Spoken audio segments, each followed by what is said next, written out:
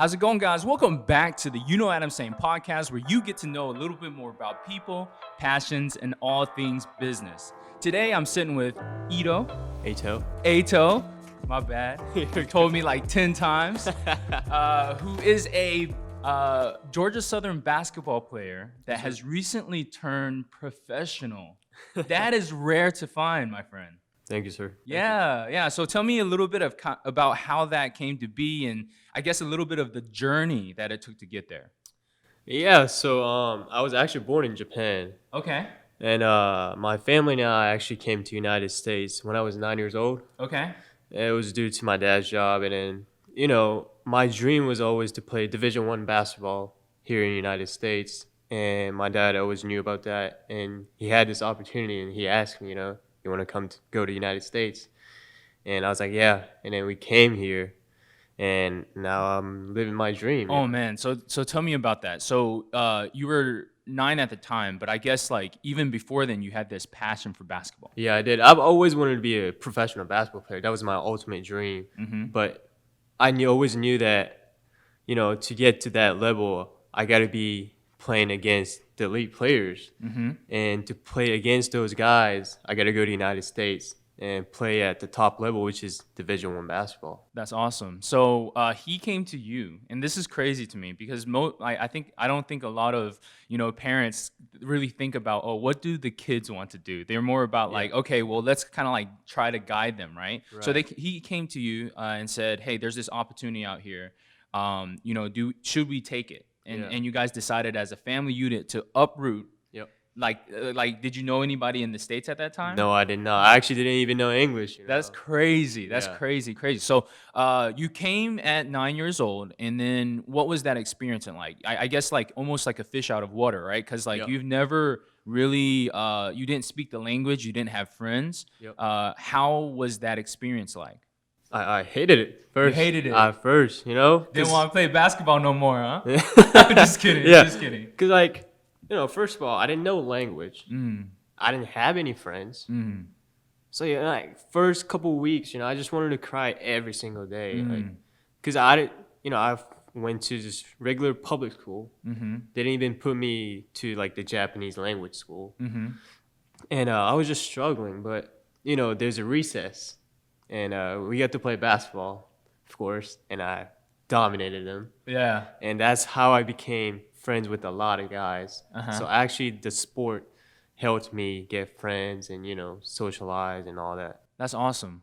So you were playing basketball before you came to the States? Yeah, I actually started playing when I was 3 years old. Oh, wow. Yeah. 3 years old. What were you doing? Like, doing some like dribbling or like I don't even know. had I was some just moves? playing with balls, Because my dad was actually a coach. Okay. Yeah, so, That's we would awesome. always go to gym early and just play Shoot. around. Yeah. Okay. Very cool. Very cool. So you came to the States, the universal language of basketball kind of like came into your life. And then what happened? So were you still being coached by your father at this time? So when I came to the United States, no, he wasn't coaching me or anything. But, I was on this like travel team, on the school team, just trying to reach that dream or the goal, which is to play Division I basketball. That's right. And you're the age, your age, and like we're not tall. You know what I mean? So like I can concur that I'm definitely not tall. Yes. So when I was 9 years old, like I was still like I wasn't dominating those guys, but I was still competing with these Americans, because I had the skills. Mm-hmm. But when I got to like 12, 13 years old, all of a sudden they get like Super tall. super tall, like 6'7", 6'5", like. Okay. I'm like, where did that come from, right? Yeah. And so I was really struggling, to be honest. Mm-hmm. And in high school, I pretty much gave up to become a Division I basketball player. And I focused on academics, Wow. Asian people. Okay, right? sure. And so until like my last minute of senior year, I was just gonna go to this smart school for academics because I already had an academic scholarship. And then last point, they reached out to me and be like, "You want to play for us?" So were you playing in high school at this point? Yeah. Oh, so you were still playing, but it was kind of like, oh, I'm not going to really focus on basketball. Yeah, I didn't want to give up, right? Yeah. Because my motto or my saying is never give up. Mm-hmm. But, in my mind, like, it's hard. Yeah. Like, at the same time, you got to be realistic. Sure. So, yeah, I was kind of giving up at that point. Mm-hmm. So, yeah.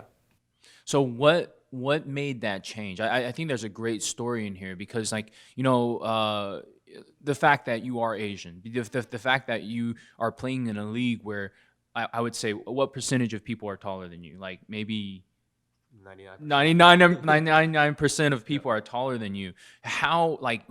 What made your switch to say, okay, this is what I want? Because I think there's an important lesson to be learned here, right? Mm-hmm. Like the odds are stacked against you. Yep. And you've came out of the other side. You've came out of this arena where, okay, well, I am a professional basketball player now.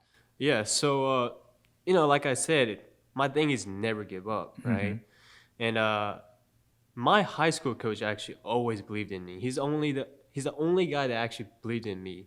And he kept telling me that I can play at Division I level because back then he was a Division I assistant coach. Mm-hmm. And he always told me that. And, at the end of the day, he actually helped me get into this school.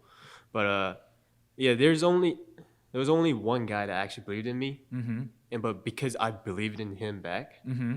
that was pretty much the only thing that got me through these times, I guess. Mm-hmm. So I guess just don't doubt yourself. Mm-hmm. Don't give up. Mm-hmm. Because there's always someone watching you. I love that. Well, I mean, you finally made it. So you're at the point of like your last year of high school. What happens at that point? So are you kind of, did you get approached by schools? Like, what did that look like? Yeah, so the high school coach's best friend was the assistant coach here. Okay. Now, he's gone now. He's gone to different school. But, so yeah, my high school coach reached out to him. He's like, he's very short, but he's a great work ethic and all this stuff.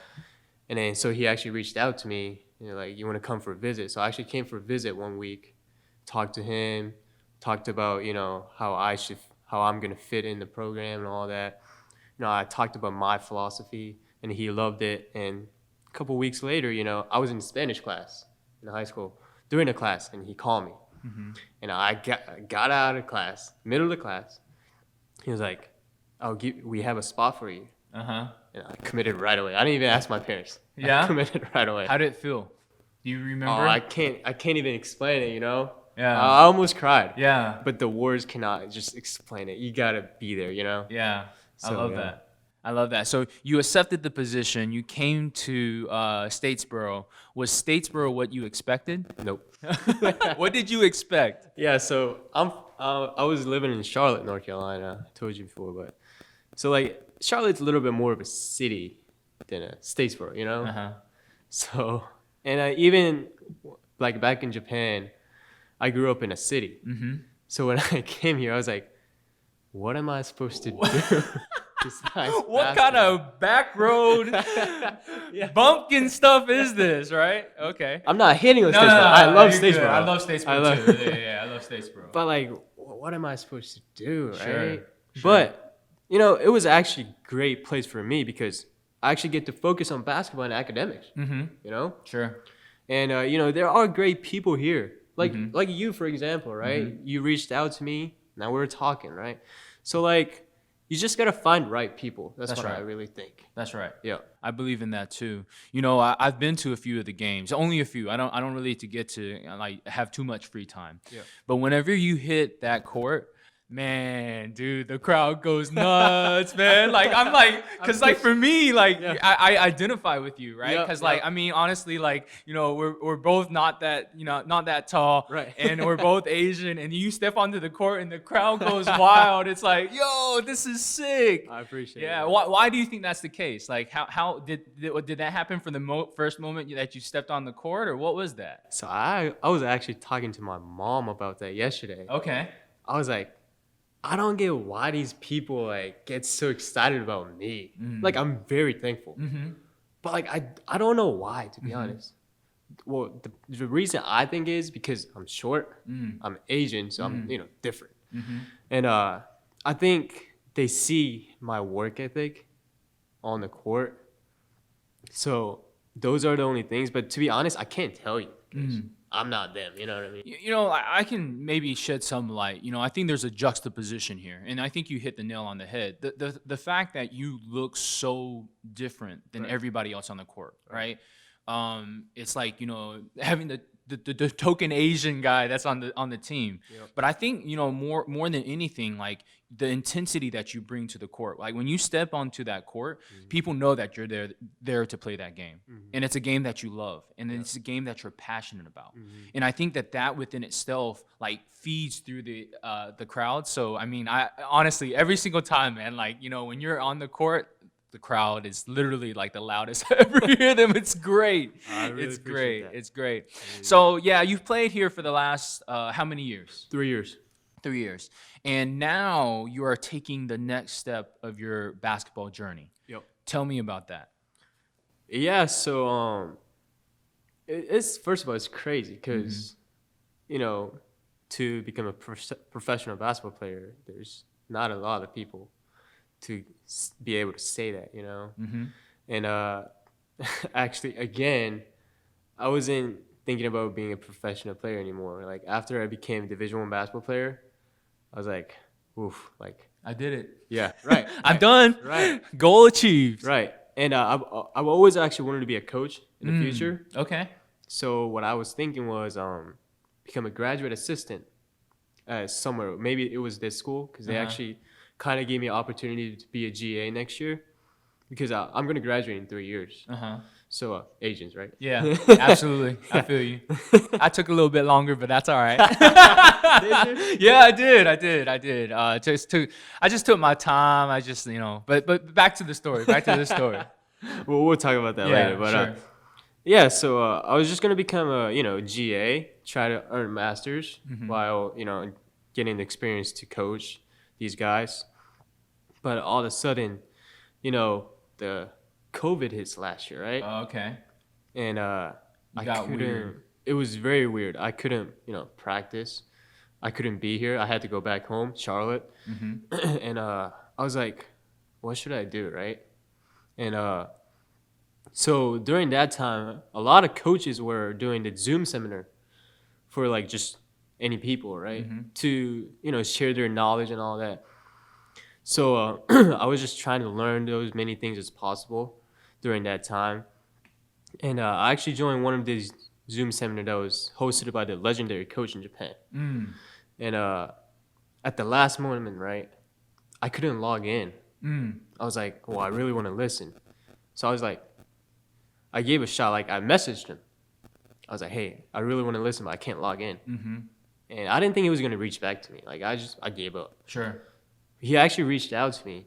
He was like, I'll help you. And he actually helped me out. And I got to listen to his podcast or the Zoom. And I was like I was so thankful again. Like I was like, say thank you and all that. Sure. And we talked for a little bit and it was done. But a couple months later, he reached out to me saying, I accepted this new position of becoming a GM of this professional team back in Japan. And he was like, well, are you interested in playing? So at that point, did he kind of like tell you, was there any conversation there that saying like, oh, I'm playing like, Division I in the States? So he knew about that a little bit. Yeah, so I hate to be cocky, right? Yeah. But there's only very, very few Japanese players that plays Division I basketball. Like I'm like the 10th guy ever.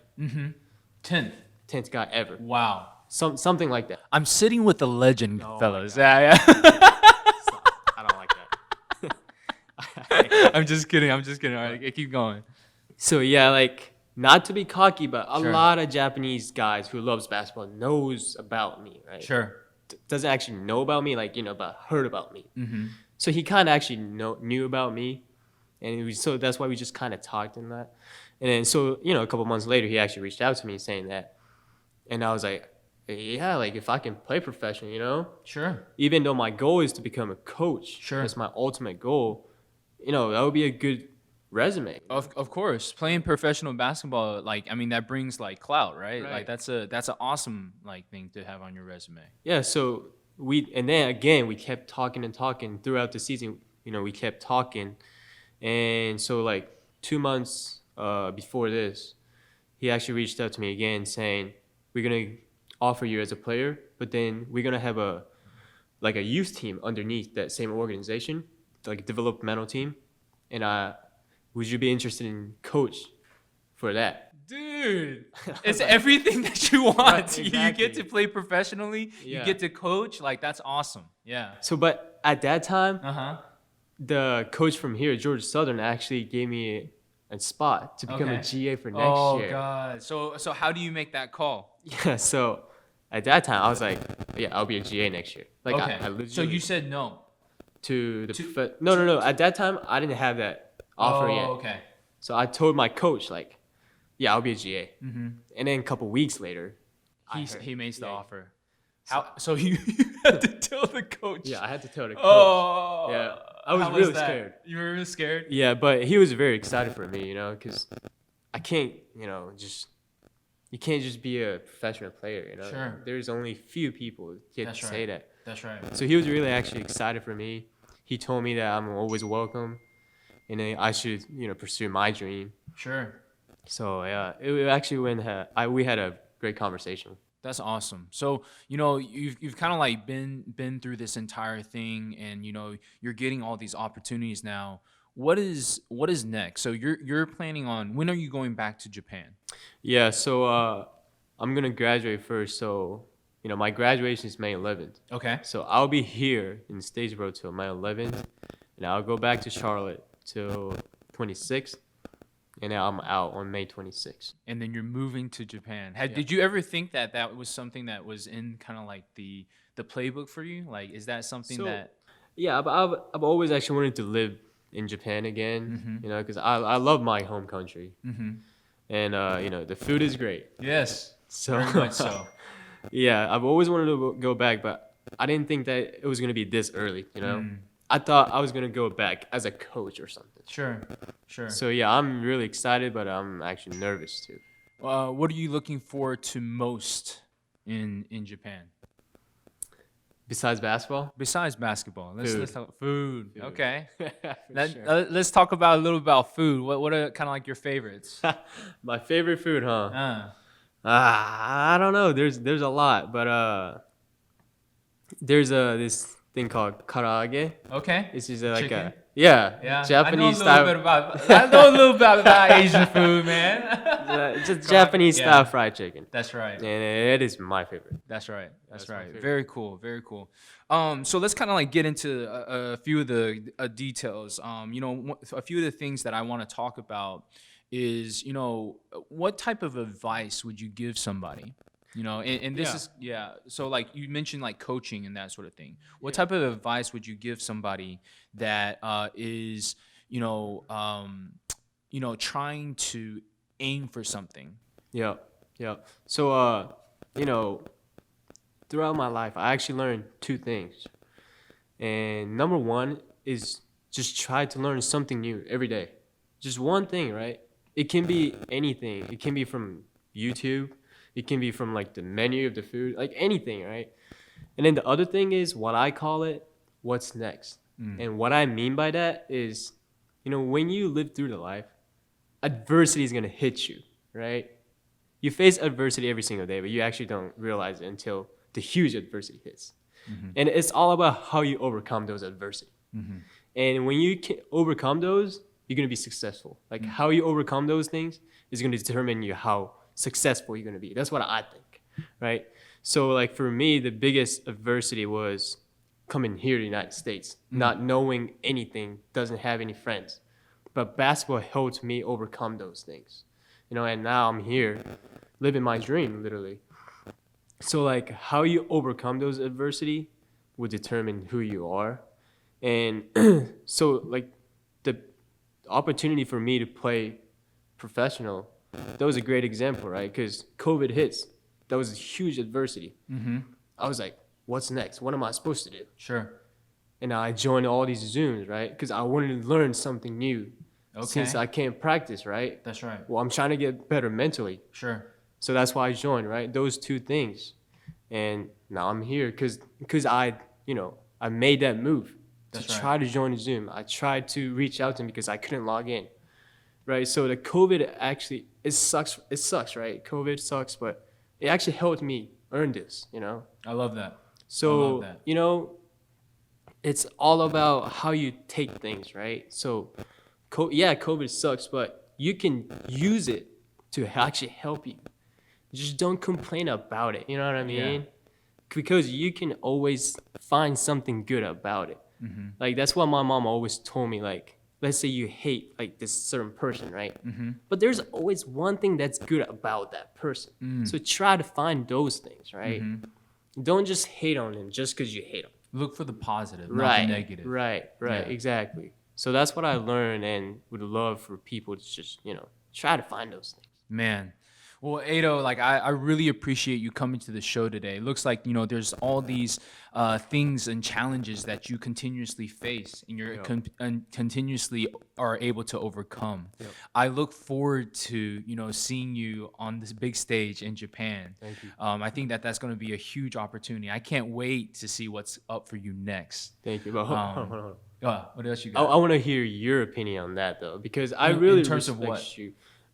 Just what should people do in like throughout their life? Like what I said, like what would you tell them? I think you hit it spot on. I live a life, and I think that the first step is figuring out what you want, Right. right? Once you've discovered what it is that you want, then it becomes easy to figure out how to get there. But you have to have like a strong foundation at your core to say, hey, this is my goal. And if what I'm doing doesn't serve this goal, then I'm not going to do it. Right. And having that laser-like focus is able to kind of like, move you towards that direction more so than anything else. And I think that, for me, the whole, positivity instead of negativity is huge. I hate when people complain. Like I literally like detest it, cause like, and it doesn't do anything. It will not make your task better if you're complaining, right? So I always try to look for the positive, and I think you're gonna make a great coach, man. Like I think that the more that you kind of like work with people, and the more that you instill your values in them, I think it's going to be a huge thing, because it's rare to find. As funny as that is to say, it's like, people that are passionate about what they do and have a focus in, what they're trying to achieve, they're few and far between, right?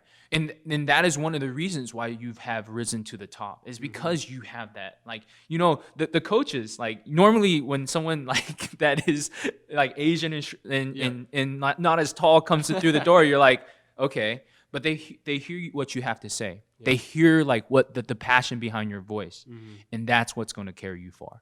Yeah. Yeah. I really appreciate that. Yeah, man, it's good. Well, I do appreciate you coming to the show. Thank you so much for your time. Anything you want to close the audience with? What would you say to the people in Japan? Well,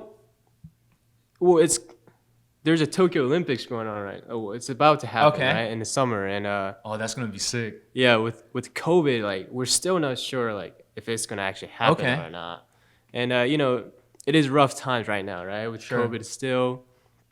But like I said, try to find things that you can do, or try to like reach out with other people, connect with people like we did today. Yeah. To find things that you didn't know about, because the more you get to know about things, more relationship you will have with other people, so many people, and you're not gonna live very long, right? So, why not live life to the fullest? That's right. That's what I think. That's one thing I got. That's right. That's right. Well, I appreciate your time. Thank you so much for coming to the show. How would people stay connected to you if they have, if they are interested? Social media. Social media. Your tag is Eito Yuminami, just my name. Yeah. And how you spell that? EITO. Okay. YUMINAMI. Cool, man. Well, that's the show. I appreciate it. Best of luck to you in Japan. Look forward to everything that you're about to do. Thank you, sir. Cool, man. Thank you.